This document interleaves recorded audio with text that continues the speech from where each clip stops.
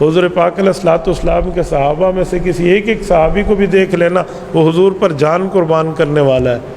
ایک صحابی کے بارے میں آتا ہے حضرت ابو دجانہ، آپ علیہ السلام پر تیروں کی برسات ہو رہی تھی کافروں کی طرف سے، تو انہوں نے اپنا سینہ اور اپنی کمر سوچا کیا کافروں کے سامنے کروں، تو انہوں نے کمر کافروں کے سامنے کی اور حضور پاک علیہ السلام کے سامنے آ کر بچاتے رہے، یعنی حضور کو نہ لگے۔ تو جب گرے نا تو ایک صحابی نے ان سے پوچھا کہ عاشق تو سینے پہ تیر کھاتا ہے، تو نے کمر پہ کھائے ہیں؟ اس نے کہا بات تو آپ کی ٹھیک ہے، لیکن اس موقع پہ اگر میں کافروں کی طرف سینہ کرتا تو کمر میرے نبی کو ہو جاتی، میں پیٹھ اپنے نبی کو برداشت نہیں کرتا۔ ایک صحابی کے بارے میں آتا ہے کہ اس کا ایک بھائی تھا، وہ کافر تھا، وہ کافروں کی طرف سے اسلام پر حملہ آور ہوا لڑنے کے لیے، اور یہ مسلمانوں کے دفاع میں، اللہ کے رسول کے دفاع میں ساتھ تھے دونوں بھائی، ایک خون، ایک خاندان، ایک ماں باپ کی اولاد تھے۔ تو جب کافر بھائی کو صحابہ کرام نے پکڑنا چاہا نا، اس کو رسیاں باندھی جا رہی تھی، وہ جنگی قیدی بن رہا تھا، تو اس نے اپنی پیار والی آنکھوں میں ایسے دیکھتے ہوئے نا اپنے بڑے بھائی جو مسلمان تھا اس کو آنکھوں میں دیکھ کر نظروں میں سوال کیا کہ یار ہم بھائی ہیں، میرے لیے تو کچھ نرمی کر دے۔ یہ خاموش رہے، آخر وہ منہ سے بول اٹھا، اپنے دوستوں، اپنے گرفتار کرنے والوں کو کہنے لگا کہ مجھے نہ پکڑو، میں تمہارے اس دوست کا بھائی ہوں۔ تو ان پکڑنے والوں نے اسے دیکھا نا جو صحابی مسلمان تھے، تو انہوں نے اپنے ان پکڑنے والے ساتھیوں کو کہا کہ اس کی رسی زور سے باندھو، یہ رسول اللہ کا دشمن ہے، اس کو زور سے باندھو اور اس کو پکڑ کے رکھو۔ دو باتیں ہوں گی، یا بدلہ لیں گے یا فدیہ لیں گے، اور اگر فدیہ آئے گا تو اسلام اور حضور کی ذات پہ خرچ ہوگا۔ اس کی ماں بڑی پیسے والی ہے، اس کی ماں اور اس کا خاندان پیسے والا ہے، برگر فیملی سے ریلیٹڈ ہے، اس کو پکڑ لیں۔ تو اس نے بول کر کہا عجیب ہے، یہی بھائی چارہ ہے، یہی بھائی چارہ ہے، میں آپ کا بھائی نہیں ہوں؟ تو انہیں بھائی گیری بھی ختم کر دی۔ تو اس صحابی نے ایک تاریخی جملہ بولا، انہوں نے کہا انما المؤمن اخو المؤمن، بھائی گیری کا معنی اللہ کے دین اور ایمان کو معیار بنایا گیا ہے۔ آپ نبی اور دین کے دشمن ہیں، اب کیا بھائی چارہ رہا؟ بھائی تو نہیں ہے، بھائی یہ ہیں جو تجھے باندھ رہے ہیں۔ ایسے لوگ تھے۔ اس طرح کے لوگوں کے بارے میں اس طرح کی لب کشائی، یہ بندے کے ایمان سے ہاتھ دھو بیٹھنے کی طرف اشارہ ہے۔ ایک صحابی رسول کے بارے میں آتا ہے، وہ رسول اللہ صلی اللہ علیہ وآلہ وسلم کی خدمت میں بیٹھتے تھے اور کھیتی باڑی کے لیے جاتے۔ جب اللہ کے رسول صلی اللہ علیہ وسلم کی وفات کا وقت تھا تو 1-2 دن پہلے اجازت لے کر گئے تھے، انہیں کیا پتہ کہ تقدیر نے کیا فیصلہ کر لیا۔ کھیتی باڑی کر رہے تھے تو کسی نے آ کر رسول اللہ صلی اللہ علیہ وسلم کے دنیا سے جانے کی ایک جاں بلب خبر سنائی، تو اس نے اس وقت دعا کی کہ میرے مولا میں آپ کی کسی نعمت پہ ناشکرہ نہیں ہوں، اللہ میں آپ کی نعمتوں پہ ضرور شکر گزار ہوں، لیکن میرے اللہ میں اب ان آنکھوں سے کسے دیکھوں گا مدینہ جا کر؟ میں جب جاتا تھا حضور کا دیدار کرتا تھا، وہ بھی دنیا سے چلے گئے، میرے اللہ میری نافرمانی نہ سمجھنا، میری آنکھیں اٹھا لے، مجھے اندھا کر دے، مجھے یہ بینائی اب نہیں چاہیے جس آنکھوں سے میں رسول اللہ کا دیدار نہ کر سکوں۔ کہتے ادھر سے دعا ختم ہوئی، اللہ نے اس کی بینائی اٹھا لی۔ ایسے لوگ آپ کہاں سے لیں گے؟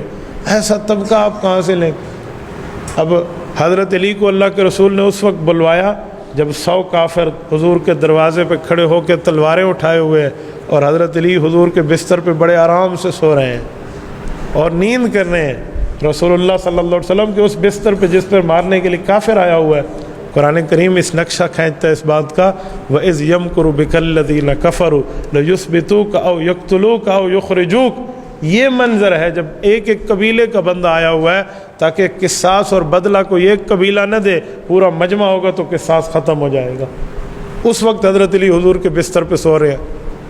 اس طرح جان جوکھیوں میں صحابہ نے خود کو حضور پاک کے واسطے ڈالا تھا، اور وہ ابو بکر صدیق جس کی 6 ریشم کی دکانیں تھیں مکہ میں، اس نے 6 سے 5، 5 سے 4، 4 سے 3، 3 سے 2، 2 سے 1، 1 سے ختم کر کے ایمان پہ لگایا ہے، اسلام پہ لگایا ہے، حضور کی ذات پہ لگایا ہے، لیکن آپ علیہ الصلوۃ والسلام اور دین کے خلاف کچھ برداشت نہیں کیا۔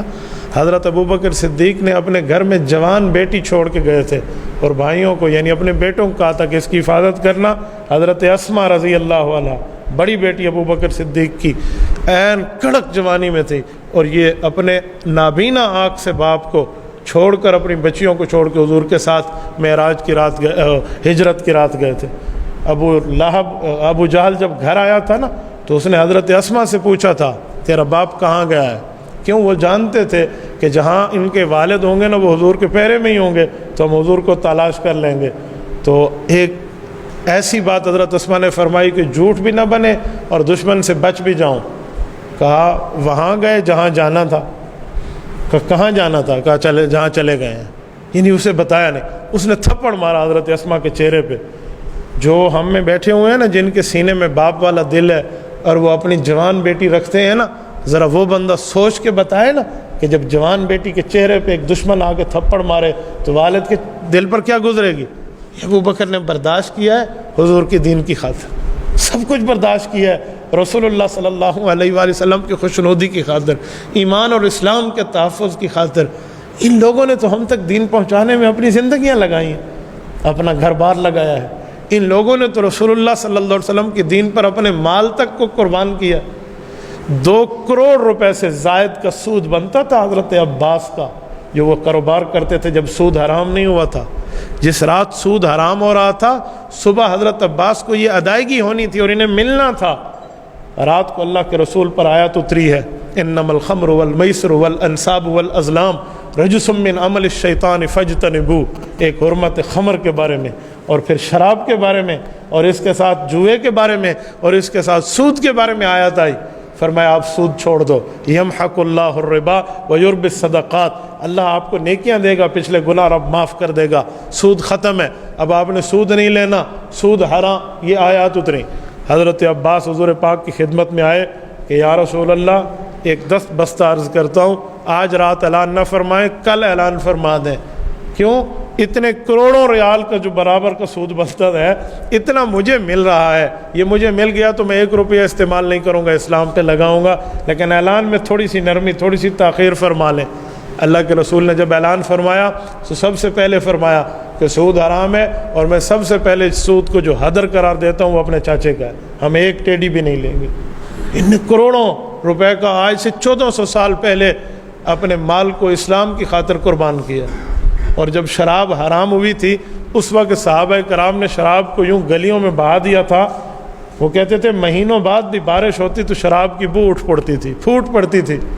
یعنی کبھی آپ ایسے نہیں دیکھیں گے آقا نامدار حکم کریں اور یہ لوگ مانے نہیں۔ عبداللہ ابن مسعود رضی اللہ عنہ جیسے شخص حضور پاک کی مجلس میں آئے، اللہ کے رسول صلی اللہ علیہ وسلم اس وقت فرما رہے تھے بیٹھ جاؤ۔ ابن مسعود مخاطب نہیں تھے، وہ تو بہت پیچھے تھے، دور تھے، لیکن ان کے کان میں یہ لفظ ہے نا بیٹھ جاؤ، تو حضرت عبداللہ بن مسعود بیٹھ گئے۔ کمرے کے 1 پاؤں اندر تھا، 1 پاؤں باہر تھا۔ حضور علیہ السلام کی توجہ دلائی کہ فرمایا عبداللہ اندر آ جاؤ، کہ یا رسول اللہ جب آپ نے فرمایا میں بیٹھ جاؤ، میرے دل نے گوارا نہیں کیا میں 1 قدم بھی آگے بڑھوں، 1 قدم بھی آگے بڑھوں۔ حضور علیہ السلام کی خدمت میں ایک بادشاہ کا شہزادہ آیا تو وہ حالت ایمان کے ساتھ آیا، اور اس نے آ کر اللہ کے رسول کو عرض کیا کہ آپ اپنے ساتھ میرے ساتھ ایک خادم دیں جو میں اس کو کچھ تحفے تحائف آپ کے لیے دوں۔ حضور علیہ السلام نے یوں اشارہ فرمایا کہ یہ بندہ آپ کے ساتھ جائے گا، اسی طرف سے اشارہ فرمایا، اتفاق سے وہ صحابی حضرت معاویہ بن ابی سفیان ہے رضی اللہ عنہ، اسی طرف سے گئے۔ اور اس شہزادے نے تو حضرت معاویہ کو اپنے ساتھ سواری پہ نہیں بٹھایا، کیونکہ وہ سمجھتا تھا یہ تو نوکر ہے، یہ تو خادم ہے، میں بادشاہ زادہ ہوں۔ تو یہ تپتی ہوئی ریت پر پیدل گئے ہیں۔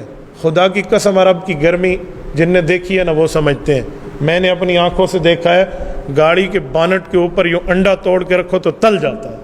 آپ عرب کی گرمی شاید نہ جانتے ہوں، میں نے صحراؤں میں گھوم کے دیکھا ہے عرب میں اتنی گرمی۔ حضرت معاویہ پیدل گئے، وہ ساری چیزیں اس کی لے کر آئے اور ننگے پاؤں گئے تھے۔ جب پوچھا گیا نا کہ جوتی کیوں نہیں پہنی، کہا جوتی تو اس طرف پڑی تھی دوسری طرف، حضور نے حکم اس طرف کا کیا تھا، اگر میں ادھر جاتا تو رسول اللہ صلی اللہ علیہ وسلم کے حکم میں نافرمانی ہو جاتی۔ ایسے لوگ جنہوں نے اپنی زندگیاں، اپنی مال، اپنی اولاد کو یوں لگایا۔ ابو بکر صدیق رضی اللہ عنہ کے بیٹے بعد میں مسلمان ہوئے ہیں، پہلے کافر تھے۔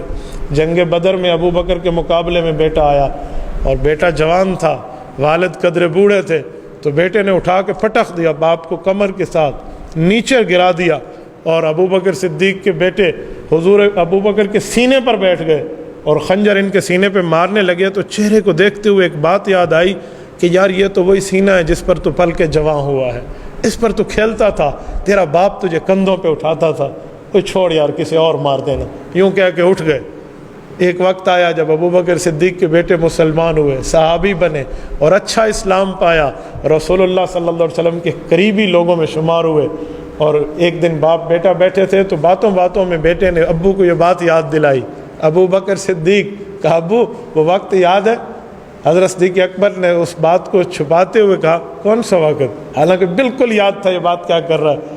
کہا ابو وہ وقت، کہا تھوڑا بتاؤ گے؟ کہ وہ بدر میں جب میں نے آپ کو چاروں شانے چت گرا دیا اور آپ کے سینے پر بیٹھ کے آپ کو مارنے لگا تھا۔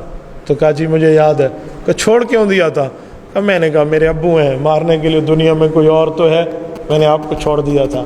کہ بیٹا تو نے چھوڑ دیا تھا، اگر میری جگہ تیری جگہ میں ہوتا نا اور تو اسلام کے مقابلے میں ایسے آیا تھا اور میری پکڑ میں آتا تو آج تیری گردن تیرے تن پہ سلامت نہ ہوتی۔ یہ ابو بکر صدیق جس کی نرمی دنیا میں مشہور ہے، یہ ابو بکر صدیق، اندازہ لگا انہوں نے یوں اپنی جان مال وقت کو لگایا۔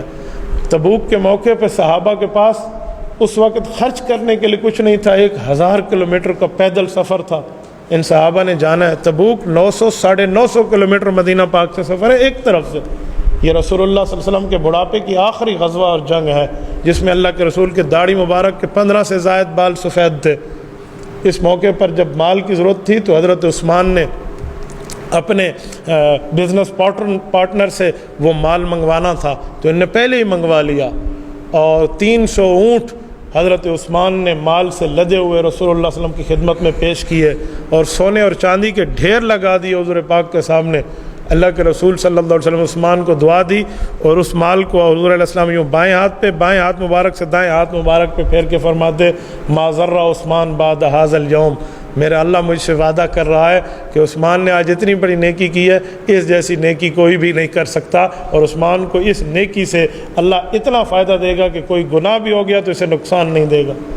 ان لوگوں نے اتنی اپنی جانیں لگائی ہیں، اتنا اپنا مال، اتنا اپنا وقت، اتنے اپنے معاملات لگائے ہیں۔ سعد ابن ربیع ایک صحابی ہیں، جب شہید ہونے لگے تھے تو حضرت عمر رضی اللہ عنہ کو پیغام بھجوایا تھا کہ عمر ایمان لانے میں آپ پہل لائے تھے لیکن جنت جانے میں ہم نے پہل کی ہے۔ یہ وہ لوگ ہیں جن کے بارے میں قرآن کریم کہتا ہے یہ حضور کے مہمان کی قدر اپنے بچوں سے زیادہ کرتے تھے۔ ایک بار اللہ کے رسول کی خدمت میں مہمان آیا تو اللہ کے رسول نے حضرت قتادہ کے گھر بھیجا اور فرمایا اس کے کھانے کا بندوبست کرو۔ حضور علیہ الصلوۃ والسلام کے ذہن مبارک میں یہ تھا کہ ان کے ہاں وافر مقدار میں چیز ہے، لیکن اس دن ان کے پاس کچھ نہیں تھا، وہ اتنا ہی تھا جو اپنے بچوں کو انہیں کھلانا تھا۔ خاوند بیوی نے ایک دوسرے سے مشورہ کیا حضور کا مہمان ہے، آج اس گھر سے خالی نہ جائے، بچوں کو کہانیاں سنا کر، بچوں کو نہلا بہلا کر سلا دینا۔ اور جب کھانے کی پلیٹ سامنے رکھی وہ ایک ہی بندے کا تھا۔ اب کیا کہا، یہ پردے سے پہلے کے احکام ہے، بیوی کو ساتھ بٹھایا اور خود بھی بیٹھے، کہا جب کھانے کے لیے بیٹھیں گے چراغ بجھا دینا۔ اس وقت کا انرجی سیور تو چراغ تھا نا، لائٹ تو یہی تھی کہ چراغ بجھا دینا، اور منہ ہم ایسے ایسے آوازیں کریں گے جیسے ہم نوالا چبا رہے ہیں تاکہ مہمان سمجھے اندھیرے میں یہ بھی کھا رہے ہیں، وہ کھا جائے، حضور کا مہمان اس گھر سے خالی نہ جائے، اللہ کے رسول کا مہمان خالی نہ جائے۔ یہ صبح حضور کے دربار میں گئے ہیں تو قرآن کریم کی آیت اتر چکی تھی وَيُؤْثِرُونَ عَلَىٰ أَنفُسِهِمْ وَلَوْ كَانَ بِهِمْ خَصَاصَةٌ۔ اے میرے پاک پیغمبر، آپ کو رب نے وہ جماعت دی ہے جو باوجود ہے کہ خود مستحق ہوتی ہے استعمال کرنے کی چیزوں کو، لیکن اپنی جان پہ آپ کے مہمانوں کو ترجیح دیتی۔ تبارك الذي نزل الفرقان على عبده ليكون للعالمين نذيرا۔